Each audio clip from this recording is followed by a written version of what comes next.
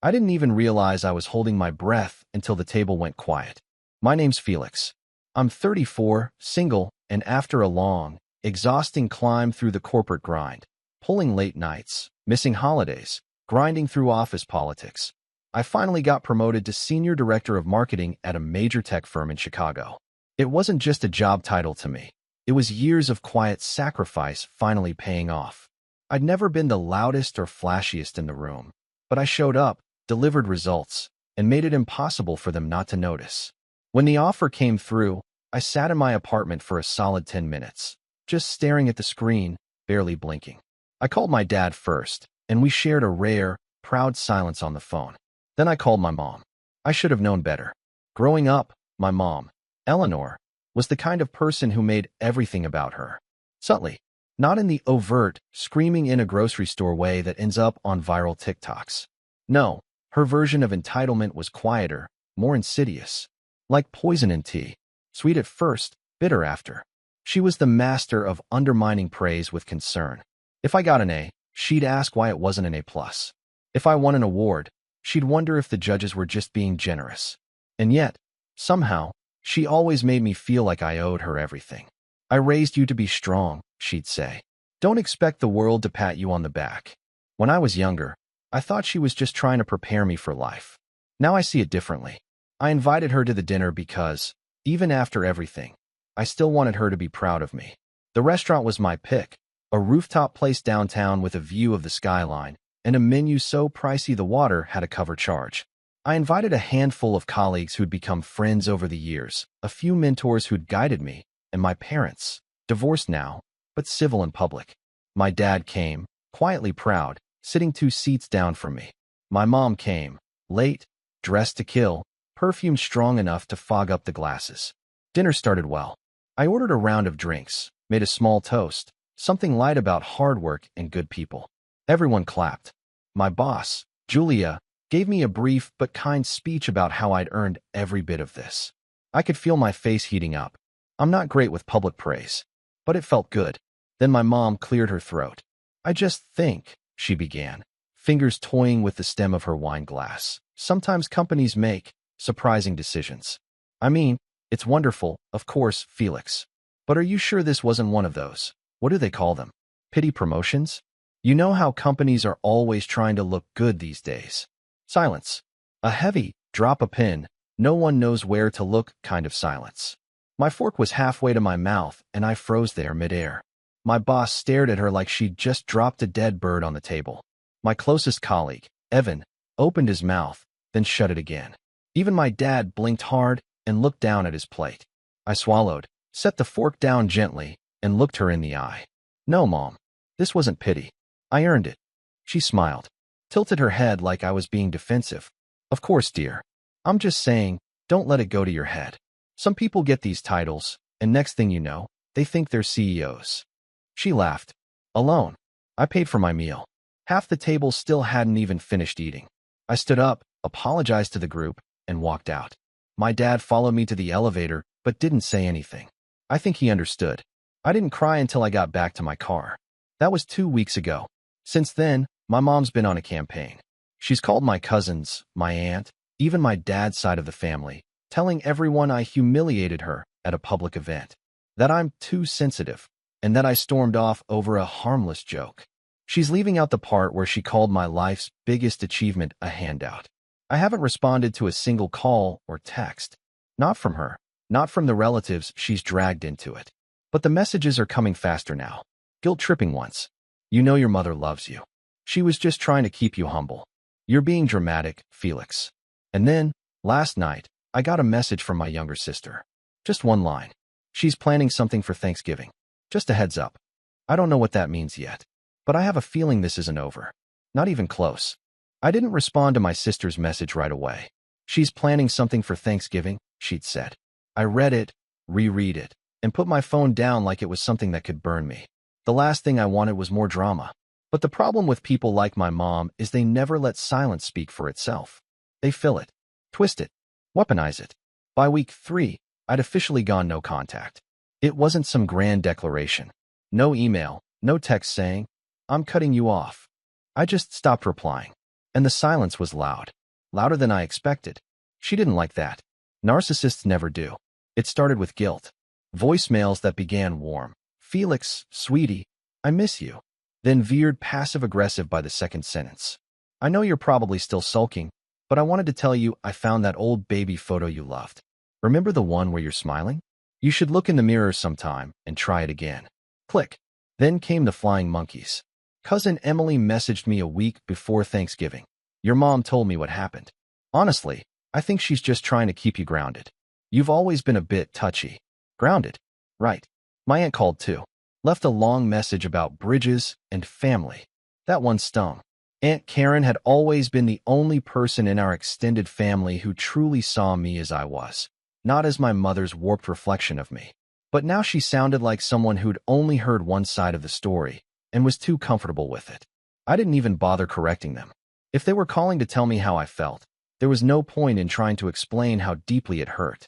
But the real gut punch came on Thanksgiving morning. I'd already told my dad I wasn't coming. He understood, offered to stop by and bring me leftovers later that evening.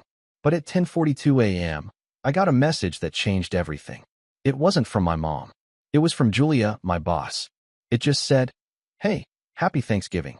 Thought you'd want to know that Eleanor sent us all a very interesting email last night. You okay?" My stomach dropped. I immediately checked my work inbox. And there it was. From Eleanor Kane. To Julia Waters, Evan Brooks, Anna Lee, Samantha DeWitt. CC, Felix Kane. Subject, a mother's perspective. The email started with, "I hope this doesn't come across as overstepping," which is always the preamble to something inappropriate. Then she launched into a 2-paragraph reflection on my promotion. Said she was proud of me but worried I was burning bridges and developing a superiority complex. She thanked them for giving Felix a chance and said it meant so much that companies were finally learning to look beyond social awkwardness when making leadership decisions. Social awkwardness. I felt like I'd been slapped. My ears rang. She wrapped it all up with a backhanded plea. Please continue to support him. He's not always the easiest, but I do believe in his potential. Julia hadn't responded to her. None of them had, but they had all seen it. Every word. I felt the anger building slowly, like a cold tide rising in my chest. Not hot rage. No, this was something colder. Quieter. A kind of betrayal you can't scream about because there's no one left to listen. It's the betrayal that hits when you realize your own mother is actively sabotaging you in the one place you'd finally carved out your own peace. I didn't reply to the email. Not yet. I just sat there, reading it over and over, trying to decide what hurt more, the content or the fact that she thought this was normal. Later that day, my dad came by with 2 containers of food. Turkey, mashed potatoes, stuffing, our usual. He didn't stay long. Just looked at me and said, "I saw the email." I nodded. "She's getting worse," he added. I didn't say anything. Before he left, he patted my shoulder. "You didn't deserve any of this. I know that doesn't fix it, but I see it. For what it's worth." That was the closest he'd ever come to choosing a side. But the fallout was just beginning. The following Monday, I walked into work dreading the tension. To my surprise, Julia pulled me aside mid-morning and closed her office door behind us. "I just want to make sure you're all right," she said. I nodded. Embarrassed, mostly. She smiled sympathetically. "Felix, I don't want you to be embarrassed. That email was not okay. I've been in this business a long time, and I've seen all kinds of helicopter parents. But this was something else." She paused, then added, "You don't have to explain. Just know your work speaks for itself." Loudly. It meant more than she probably realized. But it didn't stop there. 2 days later, Samantha, a junior analyst who joined my team 3 months earlier, mentioned something in passing that froze me mid-step. "Your mom's LinkedIn post was wild, by the way." I turned slowly. "What post?" She hesitated, eyes widening. "Oh, I thought you knew. She tagged our company page." I didn't say anything. Just walked back to my desk, logged in, and found it immediately. There it was. A long-winded public post titled "A Mother's Gratitude." It started innocently enough, with generic praise about how the world needs more compassionate workplaces, then subtly turned the knife. She wrote about how I'd struggled socially as a child, how I was always a little different, and how grateful she was that a company had finally taken a chance on me. Then she wrote this. I used to worry Felix wouldn't make it in the corporate world. But I'm so grateful there are leaders who see potential where others might see challenge. Thank you for believing in my son, even when he doesn't make it easy. I felt like I couldn't breathe. I flagged the post, reported it. But of course, by then, people had already seen it, liked it, commented. Co-workers, old college friends, distant family, all congratulating her for her honest and touching post, not realizing it was a carefully constructed PR hit job disguised as pride. I didn't sleep that night. My brain wouldn't shut off. I kept thinking back to that dinner. The moment the table went quiet. Her smirk. The way she looked so satisfied when I stood up and left, like she'd won something. And maybe she had. Because now, she'd taken my one safe space, my work, and planted her flag right in the middle of it. The worst part? I think she genuinely believed she was being loving. That this was what support looked like. That passive aggression wrapped in sentimentality was still sentiment. But I knew better now. This wasn't love. This was control. And if Thanksgiving was her first move, I had a sinking feeling Christmas would be worse. Then my sister called. Not a text. A real call. That alone told me it was serious. Felix, she said, voice low. She's telling people you had a breakdown. That you walked out of dinner because you're unstable.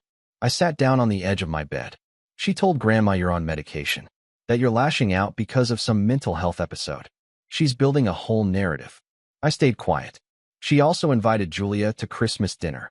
That got my attention. What? She somehow got her email. Said she wanted to make it up to her. That you were overreacting and that she hoped Julia could see the real you at a wholesome family gathering. I'm guessing she thinks that'll fix everything. I laughed. A short, bitter sound. Or humiliate me even more. There was a pause. I don't know what her endgame is, my sister said, voice soft. But she's not done. You need to be careful. I hung up and sat in silence for a long time. Then I opened my laptop and created a new folder. The title? Receipts. Because if she wanted to play games, I could play too. But smarter. Slower. And when the time came, louder. I didn't realize how far I'd let her get into my head until I found myself hesitating before opening emails from coworkers. That's how deep the damage had burrowed. I'd stare at my inbox every morning, wondering if someone else had seen another post, another message, another poisoned compliment wrapped in motherly concern. The anxiety wasn't loud. It was a low hum under everything, making even the quietest days feel heavy. And for the first time in years, I started dreading Mondays. I was still performing, technically. Reports filed on time. Team meetings ran smoothly, projects delivered. But I wasn't present. I was operating on autopilot, like I was waiting for something else to drop. Another message. Another concerned email about my mental health. Another post framing me as the broken son her maternal patients had endured. I stopped going out with coworkers after work. I skipped the Thursday happy hour Julia organized, even though I'd helped set it up 2 months prior. I could feel my team pulling back, not because they didn't like me, but because I was pulling back first. That's how self-sabotage works when it's dressed like self-protection. One night, about a week before Christmas, I sat on the floor of my living room in sweatpants, staring at an untouched microwave dinner and half a bottle of wine I hadn't opened. The apartment was too clean, too quiet. And I realized something that made my throat tighten. She'd gotten to me. She hadn't just embarrassed me in front of my colleagues. She'd succeeded. I was shrinking, fading, doing the work for her by making myself smaller, quieter, more apologetic. I was letting her win. And that thought, it snapped something in me. I didn't cry. I didn't flip a table. I just stood up, tossed the cold food into the trash, and grabbed my laptop. I opened the receipts folder I'd started. At the time, it was just screenshots, the email, the LinkedIn post, some texts my sister had forwarded. But that night, I decided to make it more than that. I created a document. I titled it, Pattern of Undermining Behavior, Eleanor Kane. I started writing. It wasn't revenge, not yet. It was clarity, a record, a way to remind myself that I wasn't crazy, that this had been going on for years, that it didn't start with that dinner. It started when I was 12, and she told me I was too weird to ever be liked by girls. When I was 16 and got into the regional science fair, and she said, that's cute, but colleges don't care about that stuff. When I got into my safety school with a partial scholarship, and she said, don't act like you're better than the rest of us just because someone felt sorry for you. Each time, she'd say it with a smile, a tone like she was doing me a favor, like humility was a gift and she was the only one honest enough to give it to me. I wrote for 3 hours straight, and when I was done, I didn't feel healed, but I felt awake. The next day, I went into the office early, sat down with Julia, told her the whole story, carefully, calmly. Not the gory emotional details, but the facts. The email, the post, the Christmas dinner invite. My concern that my personal life was bleeding into my professional reputation in ways I couldn't control. Julia listened the entire time without interrupting. When I was finished, she leaned forward. "Felix, I appreciate you telling me, and I want you to hear this from me directly. We don't judge you based on anything your mother says or posts. You've earned your role here. Every single person on this team respects you because you've earned that respect. Not because we feel sorry for you. Not because someone told us to." I didn't realize how tightly I'd been holding my jaw until it loosened. She continued, "But if you want to take time off around the holidays, I fully support that. You've been carrying a lot. You deserve a break." I thanked her, and I meant it, but I didn't take the time off. Not yet. Instead, I started rebuilding. I reached out to my team and invited them out for lunch, just a casual thing.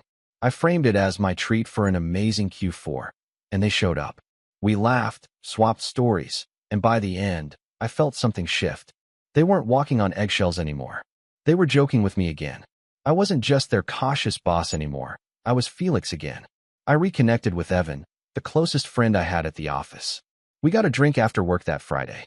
I told him everything over a shared plate of wings and the worst bar fries in Chicago.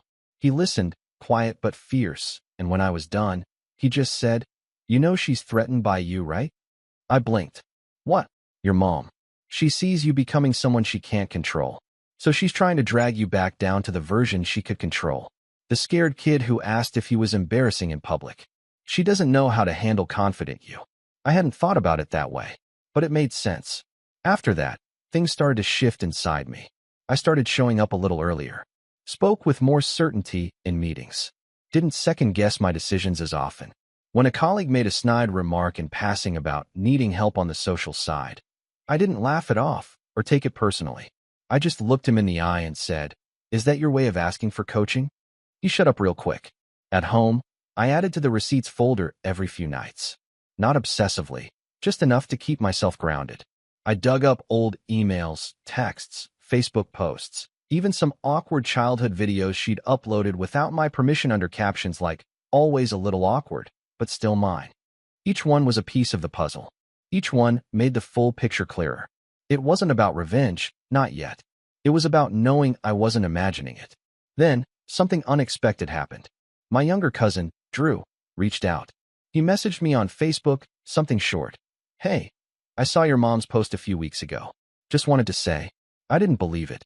I asked him what he meant. He said, "She made it sound like you're ungrateful. But I remember how hard you worked. You tutored me through algebra when she told me I was dumb." I never forgot that. I hadn't spoken to Drew in almost 5 years. But that one message felt like a crack in the wall. Over the next week, 3 more people reached out. Old friends, distant relatives. People who had seen Eleanor's posts, maybe liked them at first, but who were beginning to connect dots. They'd seen this pattern before, in how she talked about other family members. About them, even. One of them, an old friend of my mom's from church, sent me a screenshot. A comment my mom had made under one of her own posts, replying to someone who asked why I hadn't liked or commented on her tribute. She'd written, "He's always been emotionally cold, probably from the trauma of growing up different. He lashes out sometimes. I still love him. Cold. Lashes out. Emotionally unstable." It was all building a narrative. Not just that I was difficult, but that she was the victim. That loving me was some kind of burden. That everything I'd ever accomplished had been in spite of myself, thanks only to her patience. And suddenly I saw it for what it was. She wasn't just trying to control me. She was erasing me. That's when I made a decision. No more silence. No more letting things slide because she's still my mom. No more protecting her image at the cost of my own peace. Christmas was coming, and apparently, I had an invitation. And this time, I planned to attend. But not as her son, as someone she could no longer rewrite, as someone who'd finally decided that survival wasn't enough. It was time to rise. The invitation came in the form of a group email. Subject line, "Christmas dinner. Family is everything." It was sent to 27 people. Extended relatives, family friends, Neighbors who'd known us since I was in grade school. And me. Always me. Right in the middle of the list, like I was just another friendly face being welcomed home. Not the son she'd publicly humiliated in front of coworkers, gaslit through passive-aggressive social media posts, and framed as emotionally unstable to half the family tree. The body of the email was full of sugary sentiment. Classic Eleanor. A time for healing, she called it. Let's set aside pride and hurt feelings and come together for what really matters, family. A few passive phrases slipped in for flavor, like life is too short to hold grudges, and let's all show Felix that love isn't conditional, even when things get tough. Conditional. The irony nearly made me laugh. She was painting herself as the bigger person, again, positioning this dinner as an olive branch, like she was welcoming me back into the fold. But it wasn't for me. I saw it clearly now. It was for the audience, for the image. She wanted to be seen forgiving me, not privately, publicly, to a room full of people who would take her side unless I gave them reason not to. So I replied, short, polite, measured. Thank you for the invitation. I'll be there. I didn't give her the satisfaction of a flourish. No emojis. No emojis meant she couldn't screen capture my message and frame it as either too cold or too eager. I wasn't giving her that foothold. Then I called Julia. I need a favor, I said. Julia hesitated for maybe half a second. Tell me what you need. I'd like to bring a guest to the Christmas dinner. You. There was a long pause on the other end. Then, you want me to go with you? As your shield? I smiled. As my witness. She laughed once. Oh, Felix. This is going to be fun. For the next 2 weeks, I prepared. Not out of paranoia, but strategy. I knew how my mother operated now. She didn't attack directly. She planted things. Hints, rumors, little seeds of doubt that blossomed once she stepped away. She relied on everyone around her to finish the job she started. She never said I was unstable. She said she was worried. She never said I was ungrateful, just that she was so proud despite my distance. She never said I didn't earn my job, just that she was so thankful someone finally saw past my challenges. I couldn't expose her with rage. She thrived in that. It would make me look exactly like the version of me she was trying to sell. No, I needed calm, poise, proof. So I made copies. Printed versions of every email, every social media post, every message she'd sent to my coworkers, every private text she'd forwarded to family. I organized them into a single black folder, labeled simply, Timeline. Each one had a date, a context, and, if needed, a small annotation from me. Not explanations, just facts. Let the pattern speak for itself. I didn't intend to share it. Not yet. But I needed to have it. Not as a weapon. As armor. The second part of the setup was the guest list. I'd always let my mother control the room.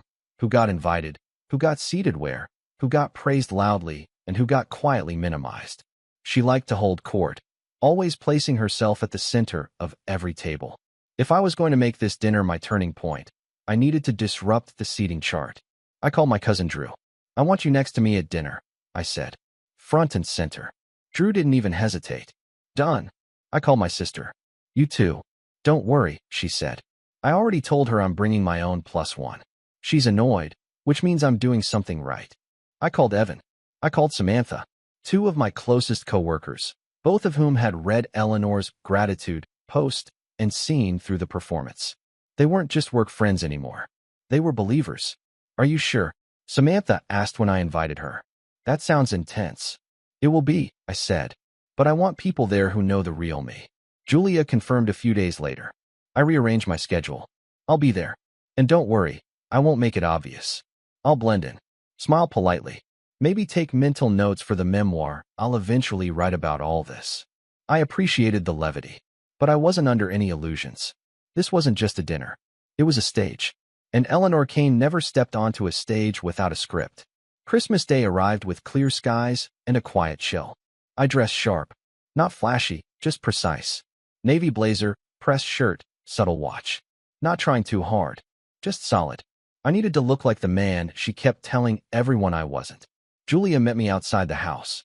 She wore a soft green coat and the kind of expression that made it clear she'd been to dinners like this before, just maybe not with someone's mother as the main antagonist. You ready? She asked. I've never been readier. We walked in together. Eleanor was already in full hostess mode. apron over her designer blouse, wine glass in hand, air-kissing cousins, and complimenting dresses she didn't mean. When she saw me, her expression froze just for a second, just long enough for me to see it, the calculation. "Felix," she said, voice dripping with sugary warmth. "You came." She turned to Julia. "And you must be the famous Julia. My son talks about you so much." "Well, not recently, but you know how he is." I shook Julia's hand like we'd just bumped into each other by chance. "Thanks for coming. Mom, we'll find our seats." I walked right past her, left her standing there holding a plate she hadn't meant to hold. It was a small thing, but it was the first time I'd ever walked into that house and felt taller than her. The dining room was full. Too full. She'd clearly over-invited, hoping for an audience. Everyone was dressed like they were posing for a Christmas catalog. Fake laughter bounced off the walls like ornaments clinking together. Drew was already at the table, nodding toward the seat beside him. My sister sat across from us, smirking. Julia took the seat next to me. Evan and Samantha filled out the rest of the row. We didn't talk strategy. We didn't need to. The mere presence of these people, the ones who knew, was enough. It tilted the balance, made it harder for her to perform unchallenged. Dinner started. Eleanor opened with a toast. "To forgiveness," she said, looking straight at me, "and to choosing love over pride." There were murmurs of agreement around the table. My aunt clinked her glass. A few cousins nodded, unsure but unwilling to break the mood. I didn't toast. I didn't speak. And when the silence after her words started to stretch just a little too long, Julia stepped in with a graceful save. "To family," she said, "and to people who show up even when it's hard." Another round of clinks. This time, the energy shifted slightly, like someone had moved the centerpiece and no one could quite place what was different. Eleanor smiled, but her eyes scanned the table with quick flicks. She knew. She knew something was off. She just didn't know what, yet. The rest of dinner was a balancing act. She tried, several times, to guide the conversation back toward her narrative. Little jabs disguised as memories. Comments like, "Felix was always so sensitive to criticism. Even as a baby, you should have seen the tantrums. I remember when he got his first job and called me crying because he thought his boss didn't like him. Sometimes I wonder if he'd even eat it all if I didn't remind him to." Each one was subtle, small, calibrated for plausible deniability. But each time, someone at the table pushed back, gently but firmly. "Drew, you mean when he was tutoring me while working full-time?" "Samantha, I've seen Felix handle more pressure than anyone else on our team. If that's sensitive, sign me up." "Julia, it's funny, you describe a totally different person than the one I promoted." My mother's smile never cracked, but her fingers tightened around her wine glass. I wasn't fighting her. I wasn't even speaking, but she was losing. The real turning point came when my dad stood up after dessert. He wasn't a dramatic man. He barely raised his voice, even when I broke a window playing baseball in the driveway at age 9. But that night, he said something I'll never forget. "I just want to say something," he began. "I've watched Felix grow into a man I'm proud of. And I think sometimes, pride can be quiet. It doesn't have to be wrapped in stories or posted online or shared like a trophy." He looked directly at Eleanor. "Sometimes, pride just means stepping back and letting someone speak for themselves." Then he sat down, and for the first time that night, maybe the first time in years, Eleanor had no words. She tried to smile, but it faltered, because the room wasn't hers anymore. Not completely, and the story she'd spent months crafting? It had cracks, and I had just started learning how to widen them.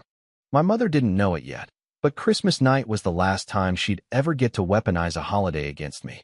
After dinner, people shifted into the living room, plates of pie balanced on laps, wine glasses refilled, fireplace flickering in the background like a staged movie set. My mother had changed into softer lighting, lit a cinnamon-scented candle, and put on her favorite cozy but curated playlist. Everything was going according to her plan. It always did, until it didn't. She made her move casually. We were mid-conversation with a few family friends, Julia, my dad, my sister, and a neighbor named Mrs. Alden, when Eleanor stood in front of the fireplace and tapped a spoon against her wine glass. "If I could have everyone's attention just for a moment," she said, smiling. "I just want to say how proud I am to have my son here tonight. Felix has always been special." There was a light chuckle from somewhere in the room. She waited for it. Let it fill the space before continuing. "Now, We've had our bumps this year, haven't we? She said, glancing at me like we were in on a private joke. But I want to acknowledge how hard Felix works, even if he doesn't always see how much he's loved. There it was. The setup. Make herself the gracious one. Frame me as distant. Wounded, but tolerated. And then she said it. I know it hasn't been easy for either of us. But sometimes, growth comes from being challenged. And I've always pushed Felix because I see his potential, even if he forgets where he came from. A few people murmured awkward affirmations.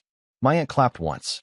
A scattered chorus of hum, and that's true, echoed around the room like lazy echoes in a canyon. I waited for the silence. Then I stood up. Mom, I said, thank you for your kind words. And since we're having a moment of family reflection, I think it's a perfect time for a bit of truth. Some of you already know what I'm talking about. Others don't.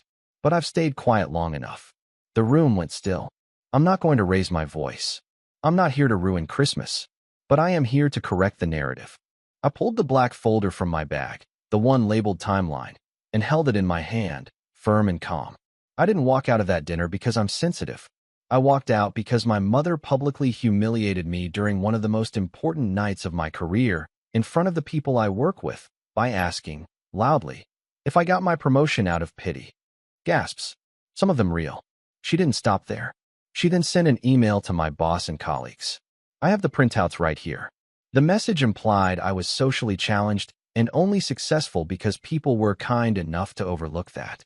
She then posted about it on LinkedIn, tagging my company's page, spinning a story about how she never thought I'd make it in the workplace, but was grateful someone gave me a chance. I flipped open the folder. If anyone wants to read it, I'll leave it here. But I'm not here for a fight. I'm here for freedom. I turned to her. You don't get to rewrite my story anymore. Eleanor opened her mouth, closed it. The silence was thick. No one moved. For years, I've let you control the narrative. I continued.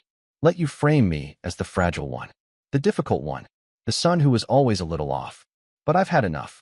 This, I held up the folder. This is a record of a pattern. Years of small cuts disguised as love.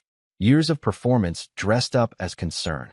Her lips parted again, but I raised a hand gently. Let me finish. The room held its breath. I'm not asking for sympathy. I don't need anyone to take sides. I've built a good life, a great career, wonderful friendships. Despite the obstacles, not because of them. And the only reason I'm saying this now is because I will not let another year go by pretending everything is fine. It's not. I turned to Julia, who was watching with quiet pride. Then to my dad, who gave the faintest nod. You're no longer allowed to use my silence as proof you're right. My sister stood up, quietly walked to me, and placed her hand on my shoulder. Then Julia rose, walked to the folder, flipped it open, scanned the email. Yep, she said. This is the one. She sent it to all of us. I never responded because I didn't want to dignify it. A few murmurs spread across the room. People were shifting now, uncomfortable. Eleanor's voice finally found its way through the stillness. Felix, I think you're being very dramatic. No, I said, clear but soft. I'm being specific. She paused. Her face changed, realizing that tone wasn't rage. It was resolve. And then Samantha stepped forward. From the back of the room, I saw the LinkedIn post. My mom is a therapist. She read it and said, this isn't pride. This is projection. So I'm just saying it wasn't subtle. That was the crack. The one that broke the dam. Drew followed. She did it to me too, you know? Back when I failed my driving test. She told Aunt Marie I was probably dyslexic. I didn't even have dyslexia. More people nodded. Stories started to emerge. Things that hadn't been said aloud in years. Moments that had been shrugged off, brushed aside, normalized. Now, they sounded different. Like what they really were. Control. Undermining. Narrative shaping. Eleanor sat down. She wasn't smiling now. Just small. Quiet. Still clutching her glass of wine, but not drinking it. Her eyes darted around like she was trying to find someone, anyone, still on her side. But they weren't there. Not this time. By the end of the night, people had thanked me. Quietly, privately. Said things like, I never saw it before, and you were brave to say something. Not performative, not loud. Just honest. Before I left, I took the folder and walked over to my mother. I didn't drop it. I didn't shove it at her. I set it on the coffee table. You can keep it, I said. Maybe read it sometime. Not to defend yourself. Just to see. She didn't respond. I turned and walked out. My sister, Julia, and I rode back to the city in silence for a while.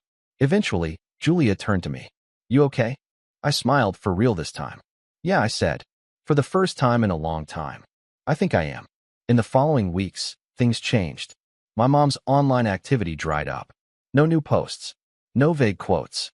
No backhanded compliments. She'd been exposed, and not through cruelty, through truth. The kind of truth that doesn't shout. It just exists. People treated me differently, too. Not because they pitied me, but because they saw the full picture now. They understood that surviving someone's narrative isn't a sign of weakness, it's a testament to strength. I started speaking at small leadership conferences. Not about family, about resilience, boundaries, what it means to lead with authenticity in a world full of noise. And one day, standing at the front of a room filled with young professionals, I ended my speech with this. Sometimes, the most powerful thing you can say is nothing. But if your silence becomes someone else's weapon, it's time to take back the story. The applause was real. So was the peace. And that was the final chapter. Not revenge through destruction, but through liberation. The story didn't end with a scream. It ended with a folder, a voice, and a choice. Mine. I didn't just walk away from her. I walked into myself, and I never looked back.